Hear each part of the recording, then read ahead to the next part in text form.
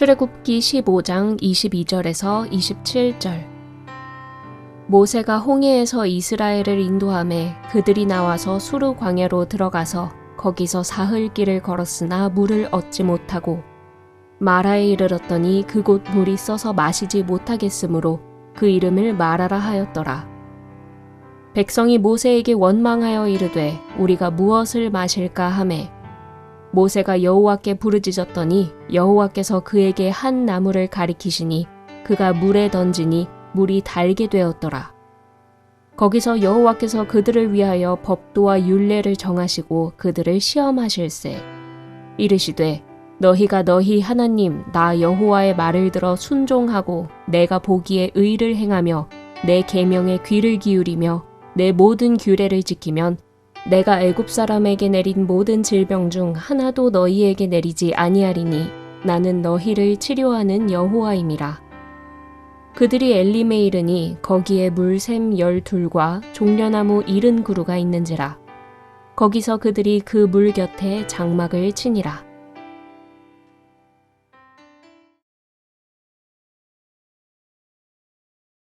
아이들이 어릴 때 아빠가 어쩌다가 이제 쉬는 날 같은 때 어디 놀러 가자, 동물원, 가까운 과천에 큰 서울 동물원이 있어요.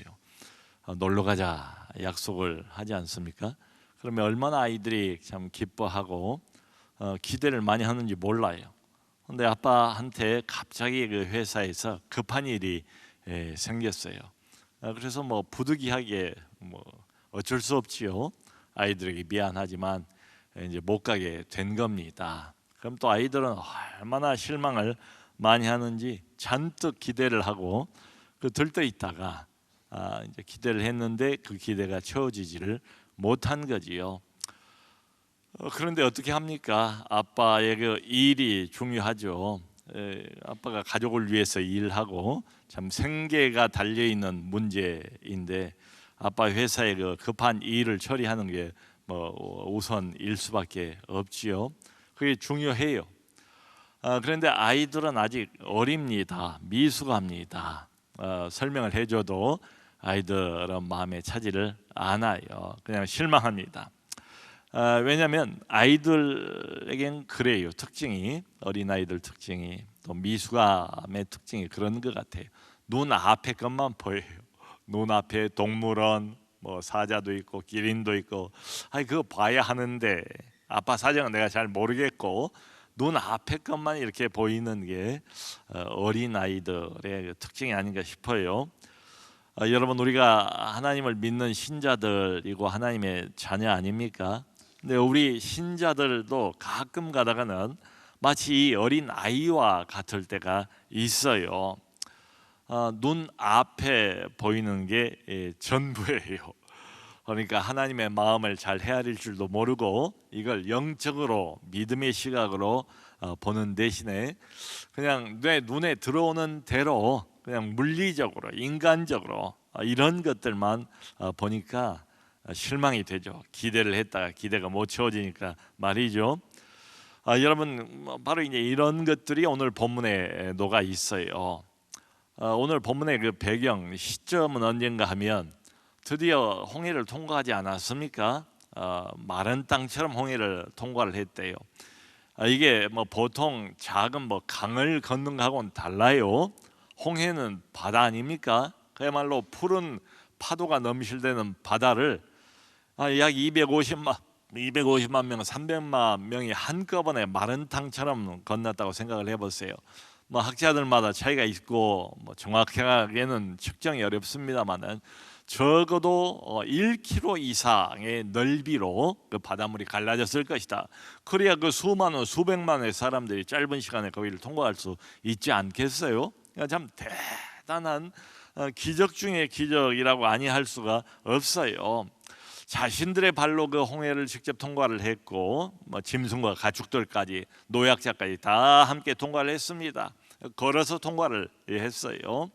그리고 어디에 도착했는가 하면 홍해바다 건너편은 광야길입니다. 이제 드디어 광야길로 접어든 거예요. 수르 광야에 도착을 했습니다. 사흘을 걸었대요. 오늘 본문을 보면. 근데 사흘 동안에 이제 물을 목이 가라고 광야 떼약볕이 있고 아이들은 물 달라고 하고 하니까 계속해서 아이들도 먹고 사람도 먹고 짐승도 먹고 하다 보니까 물이 다 떨어져 버리고 만 거예요. 물 부족 현상 당장에 이게 발생을 했습니다. 충분히 예상해 볼 수가 있지요. 그리고 도착한 장소가 마라라는 장소예요. 근데 다른 데는 광야 물이 없는데 마라에 가보니까 물이 있더래요. 너무나 반가웠겠죠. 물을 마실 이제 기대, 마치 어린아이가 놀러갈 기대, 꿈에 부푼 것처럼 잔뜩 기대를 하고 물을 마시려고 보니까 물 맛이 되게 써요. 물이 쓰다고요.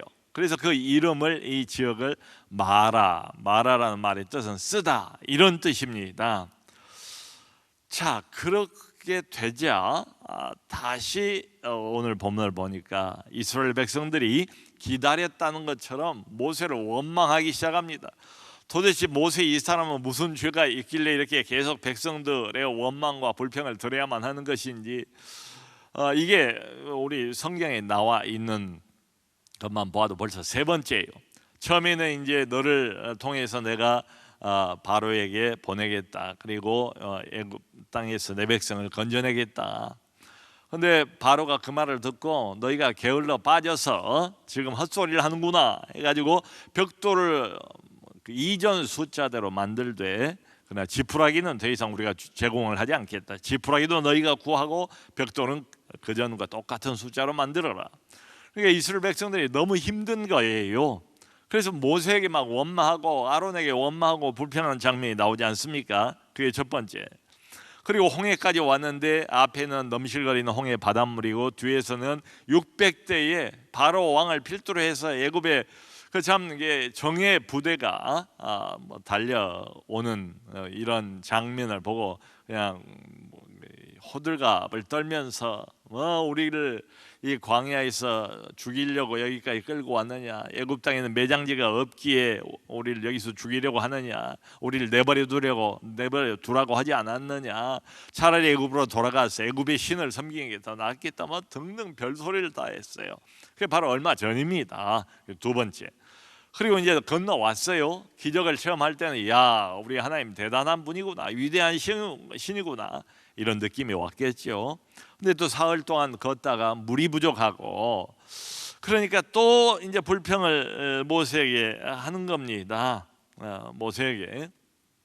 여러분, 이게 좀 이렇게 시간이 지났다면은 좀 더 이해가 될 것 같아요. 그런데 불과 사흘 전입니다. 사흘 전.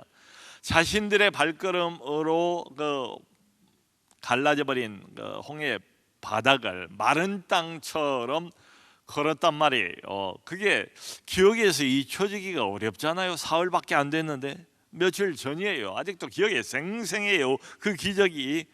그러니까 하나님이 어떤 분인가, 아무리 미련한 사람들이라 할지라도 애굽 땅에서 벌써 10번이나 기적, 그것도 전무후무한 기적들을 연거푸 계속 경험을 했잖아요.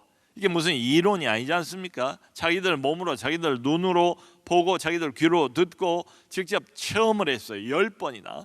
그리고 마지막에 11번째 기적은 홍해가 갈라지고 그 드넓은 홍해 바다를 맨땅처럼 모두가 다 건너 왔단 말이에요. 여러분, 이런 기적은 상상 이상이지 않습니까? 그러니까 하나님은 누구신가 하면 여호와 하나님은 온 우주를 만드신 분, 그리고 만들고 그대로 내버려 두신 분이 아니라 만들고 난 이후에도 지금도 간섭하시는 분, 자연 세계를 다스리는 분, 바다와 파도를 다스리시는 그런 여호와, 이 모든 것을 다 주관하시는 하나님이라는 그런 이해가 오지 않았을까요? 자, 그런데 다시 이제 물 문제에 부딪혔습니다. 식수 문제에 부딪히게 된 거예요. 물론 인간적으로는 이해가 가죠. 어린이도 많을 거고, 거기 노인들도 많을 것이고, 짐승과 가축들도 많을 것이고, 아마 이 물 부족 현상 앞에서 몹시도 난감했을 거예요. 자, 그런데 여러분, 이런 난감하고 어려운 위기 상황, 어려운 위기의 현실, 이게 있고요. 또 한편으로는 뭐가 있는가 하면 자기 자신들이 벌써 열 몇 번을 대단한 기적을, 하나님의 위대한 능력을 경험을 했잖아요. 하나님이 어떠한 분인가를 이 정도면 여러분 이런 11가지 기적 중에서 단 한 가지만 우리가 체험을 했다고 해도 어떻습니까? 그냥 우리 생각, 지금 우리 생각으로는 영원토록 그분만 믿고 그분만 의지하고 따라갈 것처럼 그렇게 우리는 느껴지지 않습니까? 근데 11번이나 되는 대단한 기적들을 연거푸 그냥 마치 무슨 연속극처럼 이 사람들이 다 체험을 한 거예요. 그러니까 이게 뭔가 하면 이 시점, 뭐 이게 한두 번 기적을 체험했다면 또 모르겠어요. 11번이나 대단한 기적을 몸소 체험을 했다면 이 시점에서는 하나님이 어떤 분인가에 대한 감을 잡을 수 있잖아요. 정말 미련한 사람이 아니라면 그 하나님을 자기들이 경험한 경험에 근거해서 무슨 신학책 보고 이론 보고 책상머리에 앉아가지고 하나님이 어떤 분인가 이 모양 저 모양 살펴보고 이런 것 말고 몸으로 경험을 했잖아요. 몸으로 경험을 한 것은 몸에 붙지 않습니까? 이를테면 그러니까 몸으로 이 사람들 모두가 다 한두 사람도 아니에요. 수백만 명이 한꺼번에 경험을 한 시점입니다. 그렇다면 자신들의 경험에 근거해서 하나님이 이분을 믿어드릴 만한 그 믿음이 얼마든지 가능한 시점으로 보이지 않습니까? 그러니까 이쯤에서는 이런 현실적인 문제에 봉착을 했으면 하나님을 찾을 수 있지 않겠어요? 하나님께 기도할 수 있지 않겠어요? 아니 모세에게라도 가서 당신의 하나님, 아직은 우리 하나님이 아니라고 합시다. 당신의 하나님 여호와, 우리를 건지신 그 여호와에게 기도를 드려주세요 라고 부탁이라도 드릴 수 있지 않겠습니까? 그런데 백성들이 어떻게 나옵니까? 모세를 물이 부족하니까, 목이 마르니까 원망부터 해요. 이게 뭐예요? 이전과 조금도 달라지지 않았다, 조금도 나아지지 않았다. 그러니까 여러분 여기 이 시점에서 백성들이 딴소리하면 하나님이 화내실 것 같아요. 섭섭해하실 것 같아요. 은혜의 경험과 기적이 충분해요. 믿어드릴 만큼 충분하다고요. 그런데 이 사람들은 이게 실패한 겁니다. 현재의 자기들이 경험했던 그 은혜를 적용할 줄을 몰라요. 은혜를 적용할 줄 알아야 되는데 자신들의 그 과거에 은혜 받은 경험들, 기적의 경험들을 상기를 하면서 이제는 스스로 지금 현재의 어려움에 자기들이 배웠던 것들을, 경험했던 것들을 적용할 줄 알아야 되는데 적용에 실패해요. 여러분 어린아이가 배고플 때 뭐라고 말합니까? 엄마에게 말하면 되죠. 엄마가 다 해결해 주잖아요. 그게 어린아이의 특권 아닙니까? 뭐든지 엄마에게 말하면 엄마가 다 알아서 해결해 줘요. 엄마 나 배고파요, 밥 주세요 하면 끝이에요. 그러면 엄마가 밥상을 차려주고 아니면 뭐 햄버거라도 만들어서 주겠지요.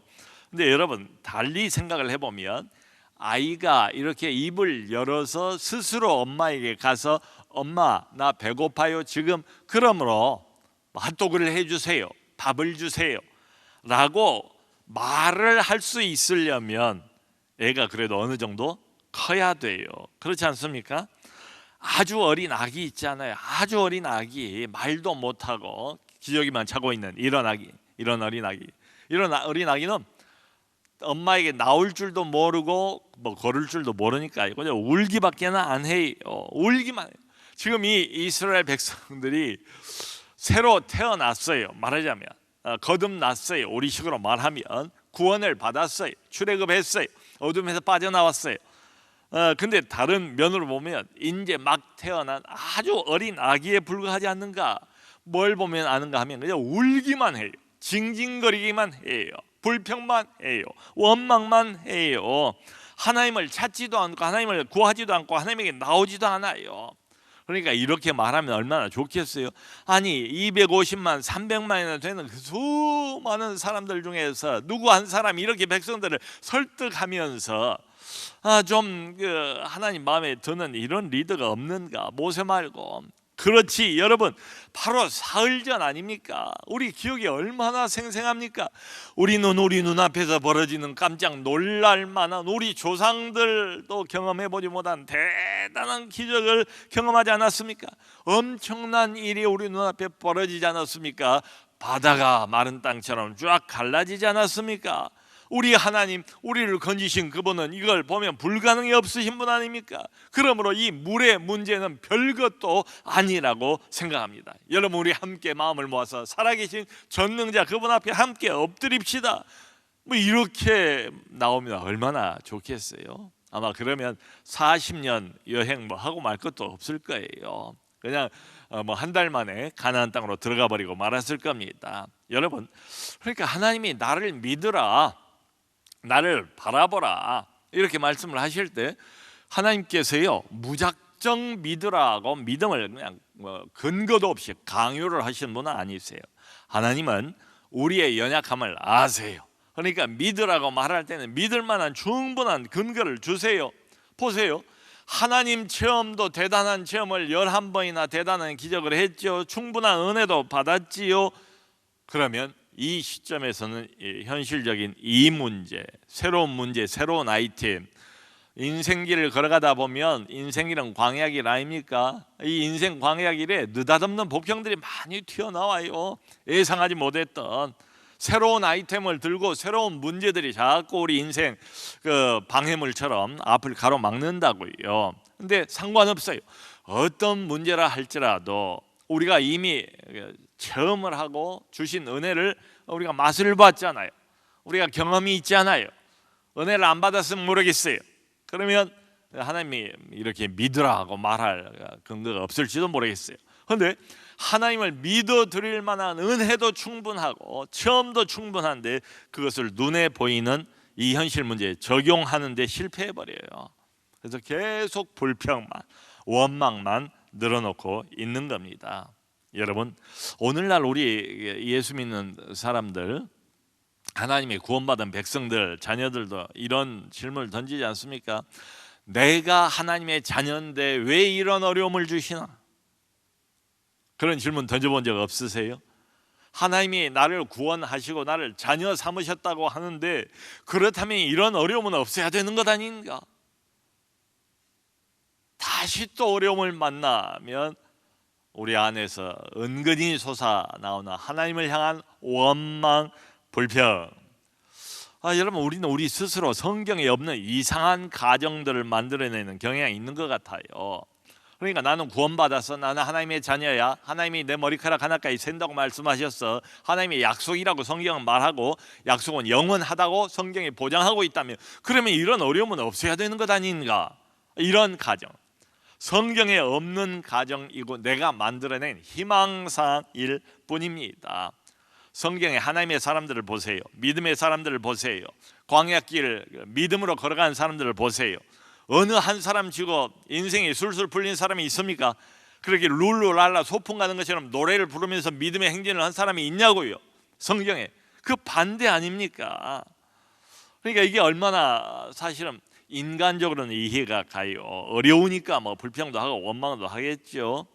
그러니까 이런 가정, 정말로 내가 구원받은 자가 맞고 하나님이 나를 건지셔서 자기의 자녀를 삼으셨다면 하나님의 사랑과 하나님의 능력으로 이런 어려움은 사라져야 되는 것 아닌가? 절대 사라지지 않습니다. 여러분 어떻습니까? 우리의 신앙의 어떤 경험하고 이런 이상한 질문, 의문하고 잘 맞지를 않아요. 만일에 이런 의문을 계속 가지고 있다면 어떨까요? 계속 실망만 하게 될 거예요. 믿음이 자랄까요? 믿음이 결코 자라지 않습니다. 그리고 소위 말하는 이 땅에서의 현세적인 복을 하나님을 향하여 구하는 기복신앙에만 머무르고 말 거예요. 근데 기복신앙대로 하나님이 우리를 움직여 가지를 않아요. 내 뜻대로 내가 원하는 대로 하나님이 들어주지도 않으세요. 때로는 반대로 나오시는 경우도 얼마나 많은지 모르겠어요. 그러면 여기에 매달려 있고 여기에 집착하기 시작하면 나중에는 하나님이 정말로 살아계신 것 같지가 않다, 신앙을 포기하고 교회를 떠나버릴 수도 있어요. 자, 여러분, 그러므로 우리가 성경을 좀 정확하게 보기로 하고 성경을 정직하게 바라본다면 무엇이 사실입니까? 팩트는 무엇입니까? 구원은 받았어도 현실적인 어려움을 당장에 만나지 않습니까? 이게 팩트예요. 그러니까 이 출애굽 사건이 처음부터 보여주는 게 바로 이것 아니겠습니까? 이 그림 아니겠습니까? 구원받았어요. 마귀 손에서 빠져나왔어요. 어둠의 손길에서 400년 동안 노예 생활하다가 드디어 자유인이 됐어요. 우리 영혼이 죄 문제로 시달리고 죄의 압박에서 벗어나지를 못했는데 주 예수 그리스도의 능력으로, 그분의 선택과 도우심으로 하나님이 나를 사랑하셔서 나는 그 어둠에서 빠져나왔어요. 여러분, 빠져나오면 바로 천국입니까? 아니죠. 구원을 받았어요. 은혜를 받았어요. 너는 내 것이라. 하나님 감사합니다. 그리고 반짝 눈을 뜨고 홍해를 건너와서 보니까 여전히 광야길이더라, 이 말이죠. 애굽 땅 빠져나와서 곧장 광야를 생략해버리고 가나안, 젖과 꿀이 흐르는 땅으로 들어가는 게 아니잖아요. 지금 성경이 보여주는 그림이 그게 아닙니까? 이게 뭘 보여주는 것이겠습니까? 바로 이게 우리 인생길이죠. 구원받은 자들의 인생길은 곧 광야길이다, 이 말 아니겠어요? 그러면 아마 이런 의문이 생길 겁니다. 그렇다면 목사님, 구원받으나 안 받으나 현실에서 고생하는 건 똑같지 않습니까? 그러면 구원을 못 받은 남들하고 구원받은 나하고 도대체 다른 게 뭡니까? 현실적인 어려움으로 따지면, 그러니까 육체적인 어려움, 관계적인 어려움, 경제적인 어려움, 자녀 문제 어려움 등등 얼마나 어려움이 많아요. 믿는 사람이라 할지라도 어려움 자체는 다른 것 없어요. 똑같아요. 구원 못 받은 다른 사람하고 그러니까 별로 다른 게 없어 보여요. 어려움 자체는 동일해요. 근데 그 어려움을 이제는 받는 이유가 완전히 달라요. 여기 25절을 보면 이렇게 말씀하셨어요. 그러니까 막 불평, 원망 하나님이 다 보셨을 거 아니에요. 여기까지 지금 끌고 오시는 것 아닙니까? 구름 기둥과 불 기둥의 앞장서 가고 있잖아요. 하나님이 내비게이터예요. 그러니까 하나님께서 이걸 다 보시면서 여기에서 뭘 정했냐면 25절을 보면 율례와 법도를 정해서 그들을 시험하실세, 이렇게 나왔어요. 여러분, 광야 인생길에서는 구원 얻을 때는 뭐 우리가 더 보탤 게 없으니까 하나님이 전적으로 붙드시고 구원해 주세요. 구원은 하나님의 소관이에요. 근데 광야 인생길을 우리가 믿음으로 가야 돼요. 광야 인생길을 믿음으로 걷기 시작하면서는 하나님께서 가끔 가다가 우리를 시험하세요. 테스트하신, 일부러 어떤 테스트를 요소에다가 놔두신대요. 시험을 이렇게 주시는 이유가 뭘까요? 기왕이면 좀 편하게 하나님 찬양하면서 감사하면서 내 뜻대로 인생을 이렇게 풀어주시고 내 인생을 부드럽게 해주시고 인생을 참 성공으로 이끌어주시고 이런 하나님을 찬양하면서 하나님께 모든 영광 돌리면서 감사만 하면서 인생을 걸어가면 얼마나 좋아요.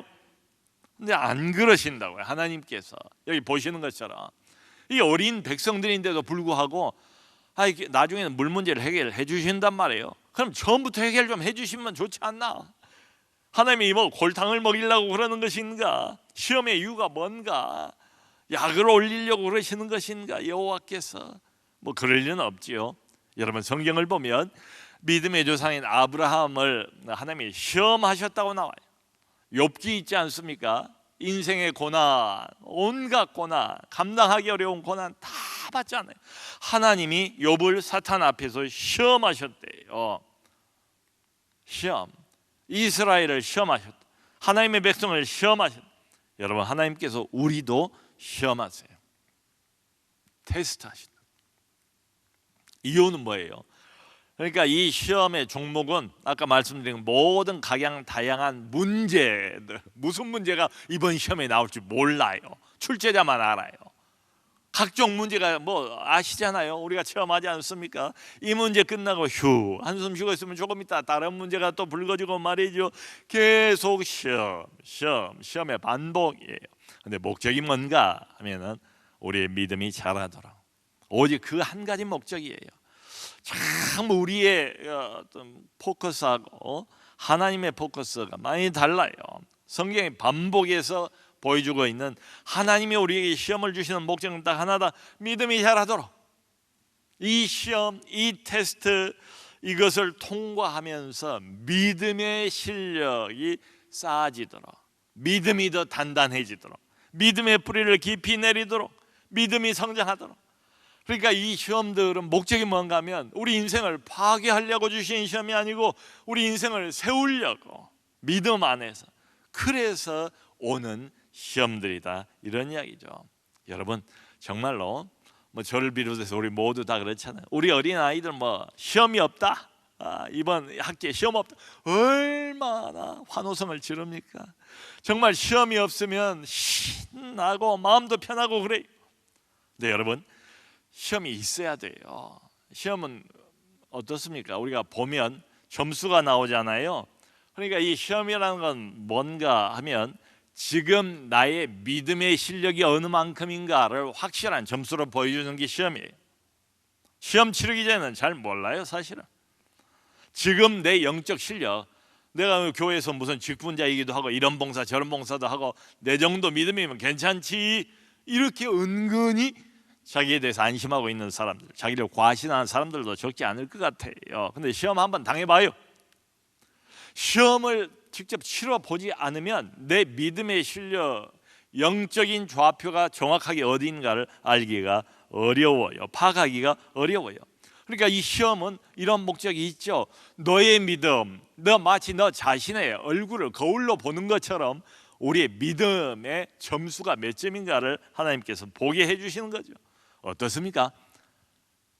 B학점이세요? A학점이세요? 시험을 통과할 때마다? 아니면 여기 낙제도 있을 것 같아요. 그러니까 그때마다 우리 자신을 사실은 보게 만드는 거죠. 우리의 부족을 더 노력해야 된다는 것을 시험을 통해서 알게 되는 것 아닙니까? 예를 들어서 어떤 시험이 왔어요. 자녀들 시험이라고 합시다. 아니면은 무슨 경제적인 시험이라고 합시다. 그 시험을 통과 못했어요. 59점. 적어도 60점은 맞아야지 과락은 면하고 통과를 하는데 1점 부족해요. 59점. 몰랐어요. 괜찮은 믿음으로 알았어요. 아무 문제가 없었을 때는 나도 믿음이 문제가 없는 줄로 알았다고요. 근데 정작 문제를 만나서 이 광야길에서 사흘 동안 물이 없어 보니까 당장에 믿음의 바닥이 드러나는 거예요. 그래서 과락을 받은 겁니다. 그때 보니까 내 믿음을 알겠어요. 아하, 내가 교회에서 이것도 하고 저것도 하고 제법 괜찮은 믿음인 줄 알았더니 시험을 봐보니까 59점이네. 과락이다. 여러분, 참 이거 할 말 없지요. 시험을 봐야 이게 분명히 나타나요. 한 학기 더 해야 됩니다. 이게 이런 점에서 보면 우리 인생은 천국 갈 때까지 계속 인생길은 시험길이다, 이런 생각도 들지 않습니까? 그러니까 믿음의 시험과 테스트가 계속 이어지는 거예요. 근데 또 하나가 더 있습니다. 이건 자퇴가 안 돼요. 이 시험 이제 그만 받고 싶어, 그냥 여기서 끝이고 싶어. 자퇴 불가. 이 시험이 중단도 안 되고 자퇴도 안 되고, 그렇다고 해서 너 과락이니까 너 나가 하고 퇴학을 시키거나 퇴출시키는 것도 없어요. 계속 될 때까지 하나님이 여러 번 실패하고 과락을 많이 받았는데 그래도 어느 세월이 지나고 나면 나도 모르게 믿음이 자라요. 그래서 통과해요. 그 다음에 C가 되고 B가 되고 이렇게 될 때까지 하나님이 이끌어 가세요. 성도 여러분, 참 광야 인생길은 다른 것 아니고 이렇게 보면 시험길이다, 시험의 길이다. 근데 참 감사한 거 하나가 있어요. 감사한 게 뭔가 하면 우리가 아직 완벽한 믿음이 아니잖아요. 믿음이 적은 것을 우리 스스로 알고 있지 않습니까? 그러니까 믿음이 적은데 테스트는 계속 온단 말이에요. 이걸 어떻게 하냐고요. 이걸 믿음도 적어 내가 참 감당하기 어려운 시험들을 어떻게 이기느냐. 거기에 오늘 본문을 보면 힌트가 나와 있어요. 백성들이 막 원망하고 불평하니까 모세가 어떻게 합니까? 하나님 앞에 나가서 부르짖었대요. 하나님 앞에 부르짖었어요. 하나님이 물이 없다고 또 난리법석입니다. 이걸 어떻게 합니까? 도와주세요. 그때 하나님이 어떤 나뭇가지 하나를 가리켰대요. 그러니까 그 나뭇가지를 갖다가 말아 쓴 물샘에다 던졌지 물이 단물로 변했다. 여러분, 이 일종의 패턴이라고 생각되지 않습니까? 공식 뭐예요? 현실적인 어려움과 시험에 부딪혔을 때 우리가 할 수 있는 일, 우리가 살 수 있는 일, 우리에게 열려있는 유일한 탈출구가 뭔가? 하나님 앞으로 나가는 거지요. 엎드리는 거지요. 기도하는 거지요. 하나님이여, 하나님이여 부르짖는 거지요. 살려주세요. 하나님의 도움을 요청하는 거지요. 그러면 하나님께서 응답하셔서 현실적인 문제를 해결해 주신다. 어려움을 만난다, 하나님 앞에 구한다, 하나님이 응답하신다, 문제 해결 끝. 이걸 통해서 우리는 하나님이 어떤 분인가를 더 알게 된다. 하나님을 더 신뢰하게 된다. 여러분, 하나님께 어려운 테스트나 시험 앞에서, 현실적인 문제 앞에서 하나님께 나아가고 하나님께 기도하고 응답을 받는 것이 바로 마라를 이기는 유일한 비결입니다. 그러므로 성도 여러분, 낙심하지 마시고 필요할 때마다 우리 하나님을 찾으세요. 그 수요일 날 아침에 일찍 우리 몽골 팀 17명이 출발했어요. 하루가 지났습니다. 근데 어제 갑자기 긴급 기도 요청이 몽골로부터 날아왔어요. 울란바토르에서 드디어 읍수가 굉장히 그 내륙 깊은 지역에 있는 굉장히 험한 지역이에요. 비행기로 1시간 정도 가는데 갑자기 이제 몽골은 그런 경우가 많이 있습니다. 갑자기 결항이 돼가지고, 자세한 내용을 보니까 결항이 돼가지고 다른 데로 1시간 비행기를 타서 가고, 그 무거운 짐들을 이제 다 싣고 가야 될 거 아니에요. 거기서 또 다른 데로 1시간 비행기를 또 타고 가고, 거기서 내려가지고 5시간을 자동차를 타고 들어가면 다음 날 새벽, 그러니까 오늘입니다. 다음 날 새벽 5시쯤 도착할 것 같습니다. 이 사태를 위해서 좀 기도해 주세요라고 긴급 기도 요청이 왔어요. 그래서 우리 교회 안에 이런 때를 대비해서 긴급 중보 기도 네트워크 있습니다. 하트라인이 있어요. 그분들에게 이제 이걸 다 보내고 간절히 열심히 기도했습니다. 그런데 답장이 왔어요. 어제 저녁에 답장이 뭐라고 왔는가 하면, 참 하나님의 역사로 우리가 기도하고 난 뒤죠. 몇 시간 동안 정말 저도 마음을 담아서 간절히 기도를 했습니다. 근데 그 문제가 해결이 됐대요. 할렐루야.